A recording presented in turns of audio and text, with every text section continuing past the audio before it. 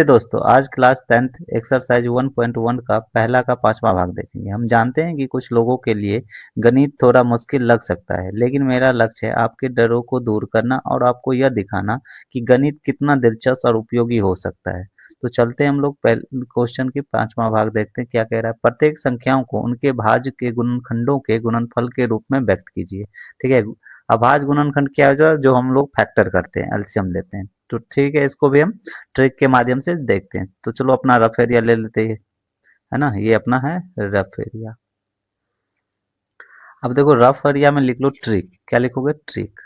ये पेपर में करना नहीं है, बस थोड़ा दिमाग में बैठाने के लिए मैं ये कर रहा हूँ कि कैसे भी संख्या दे दे या कह दे एलसीएम निकालने, तो आराम से निकाल सकते हो। उतना सर खपाने की जरूरत नहीं है कि भाई ये किससे लगाऊं किससे लगाऊं, ये नहीं सोचना है। ये देखो ट्रिक क्या होता है। जैसे हमारा 7429 दे रखा है, इसको बोलते हैं हम लोग यूनिट डिजिट। क्या बोलते हैं? यूनिट डिजिट, है ना। हिंदी में बोलते हैं इकाई अंक। क्या बोलते हैं? इकाई अंक। एक तो ये हो गया। दूसरा ये रखना विषम संख्या। ठीक है। तीसरा क्या रखना है? सम संख्या। और इस सबको हम भाग विधि से करेंगे। देखो ये यदि ये हमेशा याद रखना कि विषम संख्या क्या होता है।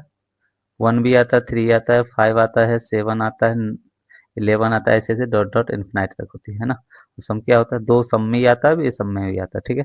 2 हो गया, 4 हो गया, 6 हो गया, 8 हो गया, ऐसे ऐसे डॉट डॉट इन्फिनाइट तक, है ना।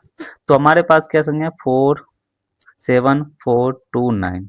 ये यूनिट डिजिट जो है ना हमारा, ये देखना है। अब देखो इसमें क्या है? 29 है ना। तो यूनिट प्लेस में क्या हो सकता है? अब देखो ये 11 12, यानी कि ये किससे ज्यादा 9 है, तो 9 वन डिजिट, और इधर क्या है? 2। तो हमें सबसे पहले क्या करना, देखो इसको। ये पता चल गया कि 7 से भी नहीं जाएगा, 3 से भी नहीं जाएगा, 11 से भी नहीं जाएगा। 11 के बाद क्या आता है? पता है 13 आता है। 13 के बाद क्या आता है? 17 आता है। तो इससे चला जाएगा 17 से। ठीक है। कैसे जाएगा? तो देखो भाग की विधि से दिखाता हूँ मैं। देखो इधर 17, 7429, है ना। देखो 17 चौक कितना होता है? 68 होता है। 68 हुआ। अब ये एक कैरी लेके 14 हो गया। 14 में से 8, 17 क्रिया कितना होता है? 51। तो 51 लगा लो। देखो 2 में से 1 गया 1, 6 में से 5 गया 1। अब कितना? 19। 17 सत्ते 119, है ना। 119। टेबल भी नहीं आता है तो बता देना मुझे, टेबल भी बता दूंगा मैं। ठीक है। हो गया पहला स्टेप खत्म। फिर अब क्या बचा मेरे पास? 437। अब इसको देखो, ये क्या है हमारा? इकाई अंक 7 है, ये भी पता चल गया कि 7 है ना। अब जैसे हमने विषम संख्या में यदि 17 से लगा दिया, तो उसके ऊपर सोचना, नीचे मत सोचना। ठीक है। तो 17 के बाद क्या है? 19, यानी कि 19। तो 19 से लगाओ इसको। 17 के बाद 19। ठीक है। 19 से लगाओगे तो क्या होगा? 19 दूनी 38। ठीक है। अब इधर क्या बचा मेरे पास? देखो 13 में से 8 गया 5, ये कैरी दे दिया, कट गया। अब क्या बचा? 7। 19 दिया कितना? 57। ठीक है। अब देखो 19 के बाद क्या आता है? किस नहीं आता? 23 आता है ना, विषम संख्या में। अब यूनिट प्लेस भी है 3, तो क्या लगाएंगे हम? 23 से। और 23 खुद के ही टेबल में आता है, पता होगा सबको, एक बार में, है ना। कट गया ना। ठीक है। ये रहा ट्रिक अपना। चलो अब इसको प्रॉपर तरीके से लिखना कैसे है पेपर में, ऐसे लिखना। ये नहीं करना, वो ट्रिक था। देखो 7429 इक्वल टू, यहाँ पे हम लेंगे एलसीएम एक। देखो 7429 को करते हैं, किससे करेंगे? 17 से पहले। 17 चौका कितना हुआ था? 68, है ना। 17 चौका 68। ठीक है। 3 7। ठीक है, कोई दिक्कत नहीं। अब लगाओ 19 से, 17 से ऊपर विषम संख्या, तो 19 से लगाओगे तो कितने बार में गया? 23 बार में। फिर 23 खुद के टेबल में आता है, 23 से लगाओ 1 हो गया। तो इसको कैसे लिखोगे? ऐसे लिखना, 17 गुने 19 गुने 23। ये हमारा उत्तर मिल गया आंसर पर।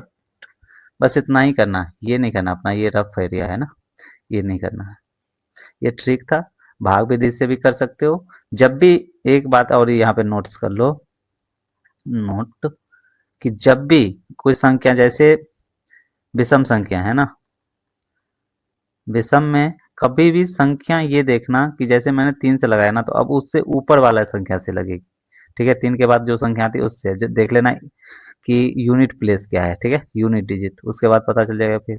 और सम संख्या में क्या होता है, जैसे एक सम हो, एक भी सम हो, जैसे मान लो 2 है और एक 3 दे दिया, तो इस कंडीशन में क्या होता है, कभी बड़ा से भी लग सकता है, कभी छोटे से भी लग सकता है, यानी 3 से भी लग सकता है, 2 से भी लग सकता है, लेकिन विषम संख्या में हमेशा क्या होता है, बड़े वाली संख्या जैसे लगता है, ठीक है। चलो, इसी के साथ हमारा ये 5वां क्वेश्चन भी खत्म हो गया। फिर मिलते हैं नेक्स्ट वीडियो में। Bye bye, take care.